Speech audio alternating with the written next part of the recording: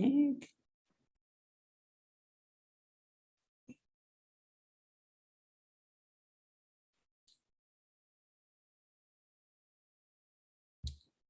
apologize. It doesn't look like I have a slide on it, but something that is called a dissociative fugue. And I kind of mentioned this last Thursday. I apologize. It doesn't look like I have a slide on it, but something that is called a dissociative fugue. Okay, sorry about that. And it is when a person has a complete dissociation. So last week I mentioned the story about the guy who left his family and reappeared on the East Coast with a completely new self, a new life. That's what we call a dissociative fugue. So if we dissociated identity disorder is when we have different personalities that'll come out given different stresses that are put on ourselves.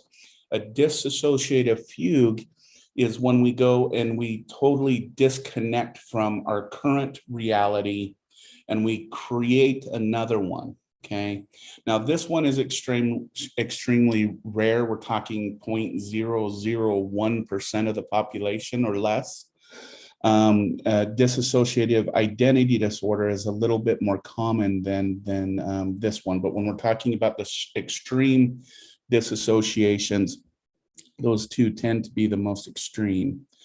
And then the other ones tend to be coping mechanisms that have kind of gone wrong in our life. And so they start interrupting our ability to function and be okay. Okay. So the next topic, though, I'd like to go talk about is what we call personality disorders. Okay, and I'm going to bring up this slide for just a few minutes. Now, what is the difference between a personality disorder versus a mood disorder versus a stress disorder or the psychosis in some ways, such as schizophrenia? Okay. The biggest difference is that it is an effect to a person's personality, meaning that it's part of their mannerisms. It's part of who they are, okay? And probably we can divide personality disorders, and this is probably the best way to explain it, into what's called 3 clusters. And I'm pretty sure everyone in the room, or hopefully in the room, has heard at least about cluster B, okay? Cluster B has to do with what are known as personality disorders that tended to be a reaction to a person's world, okay? So these are not necessarily something that are born to an individual, but are something that develop due to some type of trauma that has occurred in the person's life.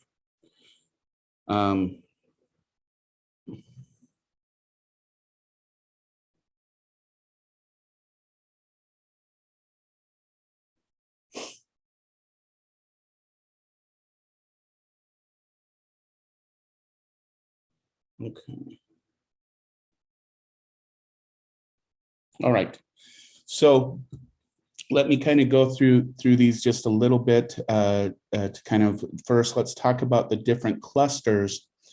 Cluster A is when a person has what would be considered kind of schizophrenic symptoms, but the symptoms are part of the individual's personality, meaning it's part of the individual's reaction to their world. So a person with schizophrenia does not have a hallucination, for example, because of some environmental event in the person's life. They come and go very randomly, and even issues dealing with paranoia and the negative symptoms of schizophrenia.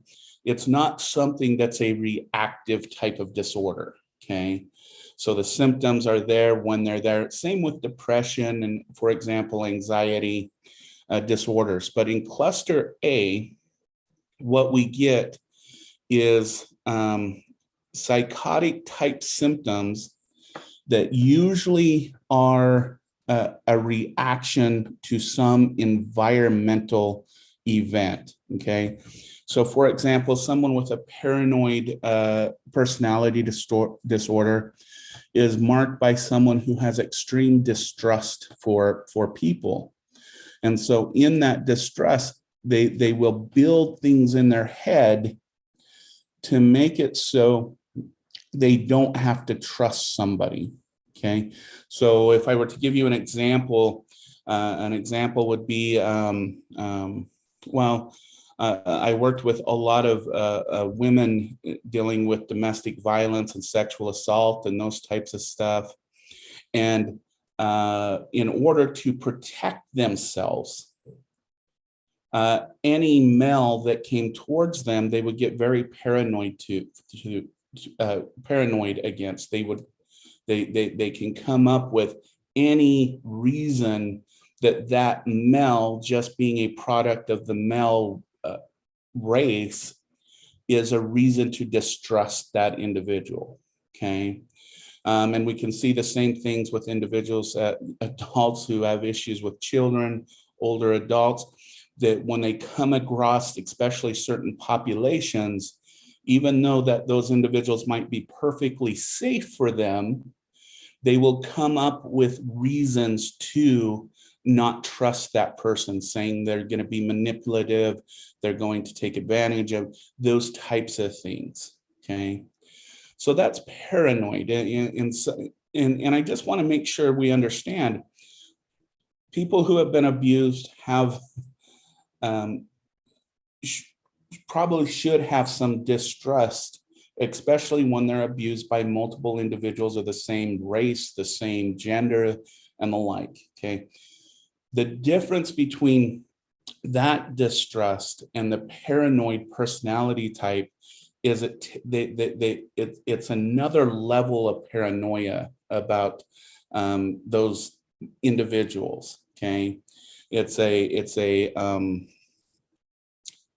a belief, for example, that they're a race of just purely demon type people, okay?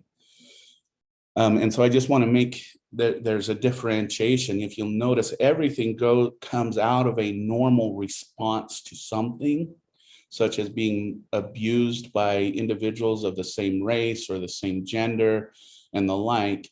But when it becomes disordered, it's taken to that next level, okay? Schizoid personality disorder is when a person goes to extreme levels to avoid relationships, okay? And when I mean extreme levels, I mean that they're the individuals when in a social situation, they start to get stressed, they start to behave in very bizarre ways in order to get out of that situation. So when we're talking about schizoid, it's an avoidance technique, but it's at a level that is abnormal to the situation, okay? So for example, maybe individuals are in a social setting and a person triggers the individual will start maybe throwing things, yelling things inappropriately, waving their body around, anything to avoid any further interaction without trying to escape it, okay? And then the other type in cluster A is a schizotypical, okay? And this is when an individual has interpersonal deficits within a relationship. So this is commonly an individual who can get in a relationship, okay, and say, I love you, you're the best thing in my world, blah, blah, blah. But then it's like a switch turns. And that person that they claim that they're totally and completely in love with is now the devil or a demon or someone out to get them or something like this. So this is an interpersonal deficit in not being able to keep that relationship into check. And usually when I refer to that switch in their head, usually it's because the person in the relationship, the other person, may have said something, did something, even if it's small. It could even be buying something as innocuous as a certain type of cologne, or it's a certain body mannerism that reminds that individual of past trauma. And then that person switches on the individual and starts saying, "Hey, you're the devil, you're the demon, you get out of my life." So if you notice in cluster A, what we're dealing with is individuals who have had relationship difficulties, and they've come up with, I'm not going to say they've come up with, there's a development of different negative reactions to situations that remind them in some way of those past traumas. Okay.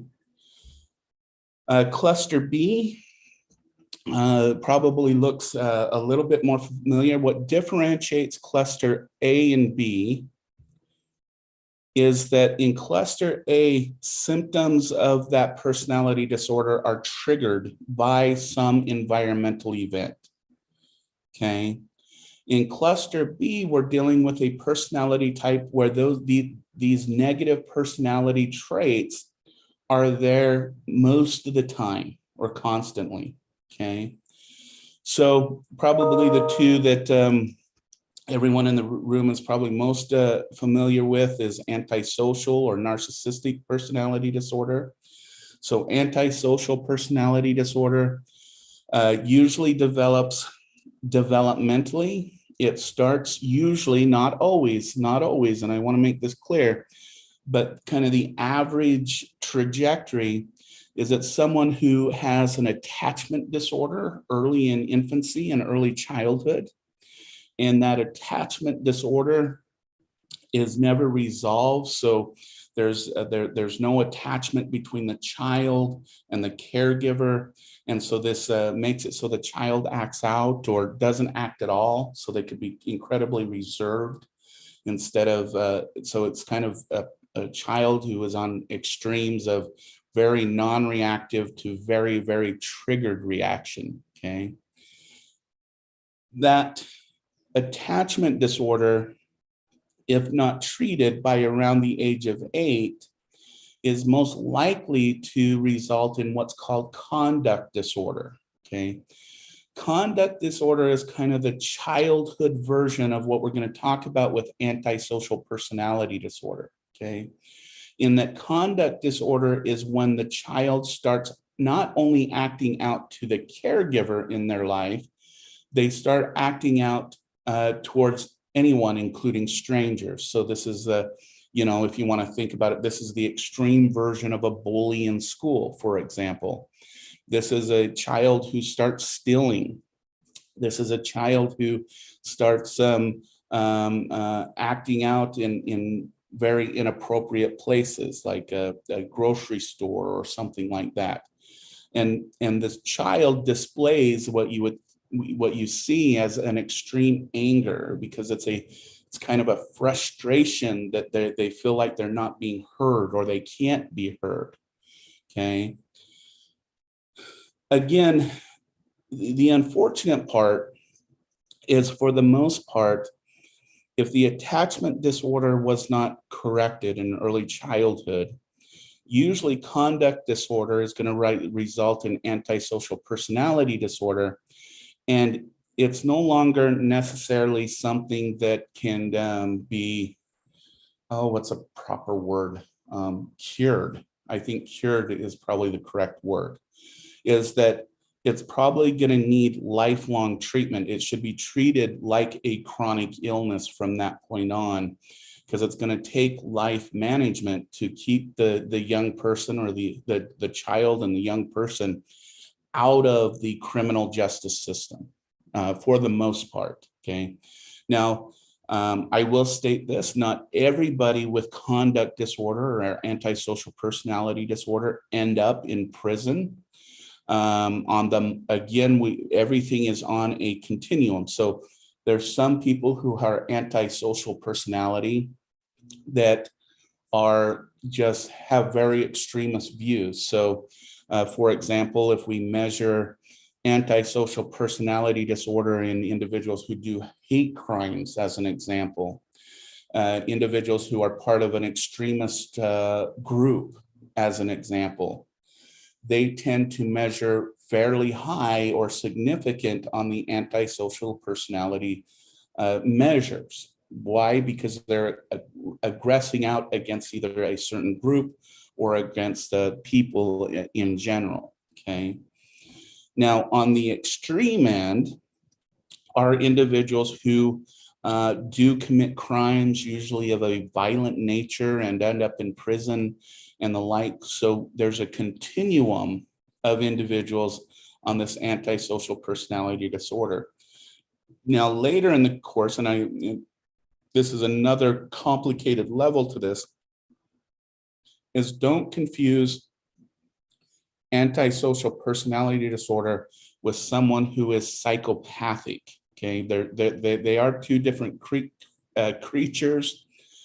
Usually the way you could see this is, for example, on most measures, if this is just an example, if you score 10 and under, you're probably normal like everyone else. If you score between 11 and 20, that's antisocial personality disorder. And then if you score like 21 to 30, those are the individuals who have a psychopathic disorder, sometimes also known as sociopathic disorder, okay? These individuals are a little bit more extreme, and we'll get to them a little bit later in the course. But just keep in mind, and this is the hopeful part of this, is psychopaths are not really treatable. There's really nothing you can do to treat a psychopath. However, with the right social interventions and everything else, like I said, you can treat antisocial personality disorder. Will it ever really go away? Not necessarily. Those belief systems and those antisocial beliefs are really hard to break, but at least with this disorder, behavior can be controlled, so it's not so reactive, okay? The next one that everyone is probably pretty familiar with is narcissistic personality disorder. The most basic definition of narcissistic personality disorder is the love of someone who loves themselves more than anyone else. It's an extreme version of self-love. Individuals who are not narcissistic tend to feel like they're always right. They can't be wrong. And if you have something that is better than theirs, you probably don't deserve it. And so they'll come in and leech it from you. They'll try and absorb it away from you in a sense. They tend to be very, very destructive in relationships. Most individuals who are domestic abusers, both male and female, tend to measure high on measures of narcissism. They tend to make very poor parents because the child is never put to somewhere that is important and is always how you would say a disappointment to the narcissist. Okay, so you'd think people who really like themselves or have high self-esteem, and this is kind of the difference between a narcissist and someone with high self-esteem, is really you can see it in the parenting realm. Okay, for someone with high self-esteem, what they see is their child as a part of them. And so they want to invest in their child. They want to build them up because they see their connection with the child. A narcissist really actually sees a child as competition. for their glory, in a sense. And so that's really, so we shouldn't confuse narcissism narcissism with what you would call someone with a good or healthy high self-esteem. Okay. And that's really the differentiation between the two. Okay. Now, there could be some argument that if you add someone with antisocial personality disorder with someone who is narcissism, I mean, really, this is kind of the definition of someone who is psychopathic. So someone who's antisocial may not be narcissistic. In fact, they may measure really low on measures of narcissism and even self-esteem. Okay, so these are two separate creatures in a sense, if I want to put it that way.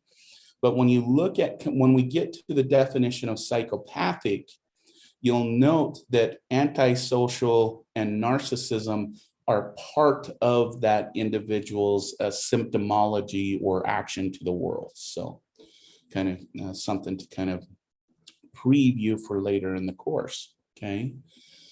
Now, antisocial personality disorder and narcissism tend to be a majority male disorder.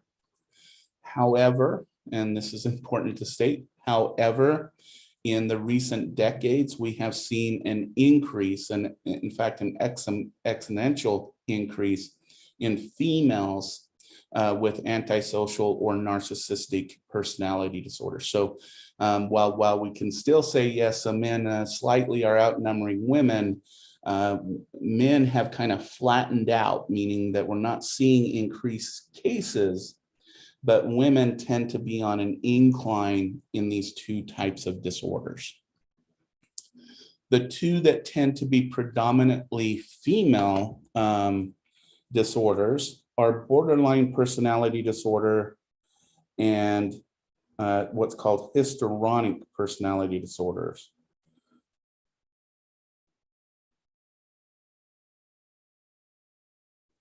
Okay.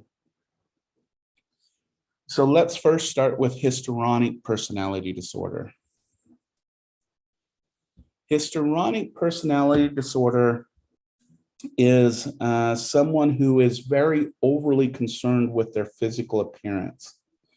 They use their physical appearance to, for example, draw attention to themselves by wearing really brightly colored clothes and revealing clothing, or act inappropriately sexually with others they meet, even when they're not sexually attracted to them. Okay.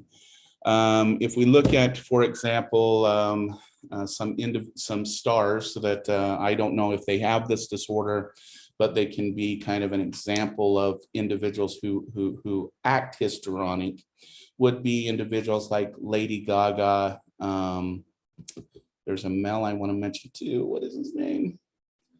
Well, there's a lot of actors that if you look at their dress, they're extreme for the situation, and they provide some type of notation about their sexuality or their attractiveness. Okay.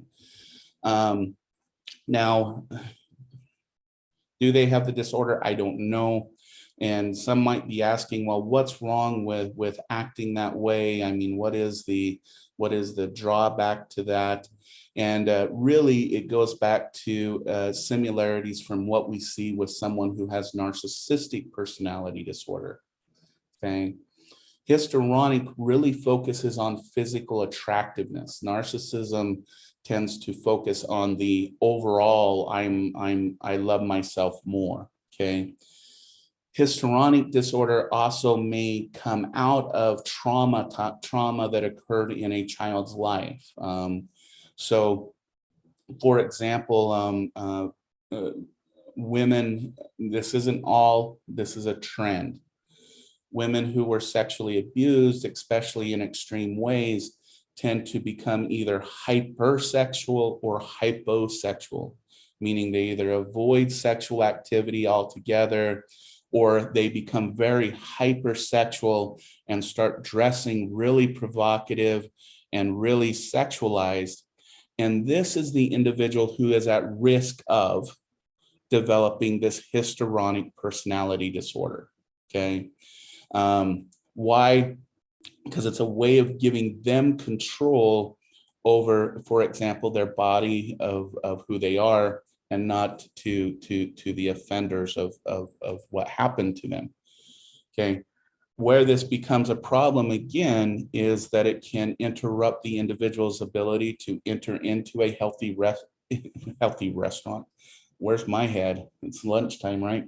Into healthy relationships without sexualizing it altogether. That it can create a lot of issues with, for example, coworkers, and with people who don't necessarily want those sexual advances, but the individual constantly is making those advances and trying to provoke that person into some type of likings on a sexual level. But again, it doesn't necessarily need to be a person that the histrionic is necessarily attracted to. And that's an important differentiation between, what you would say, someone who really, really likes someone and really wants their attention, versus the histrionic is they want everyone to sexualize them in some way. Okay.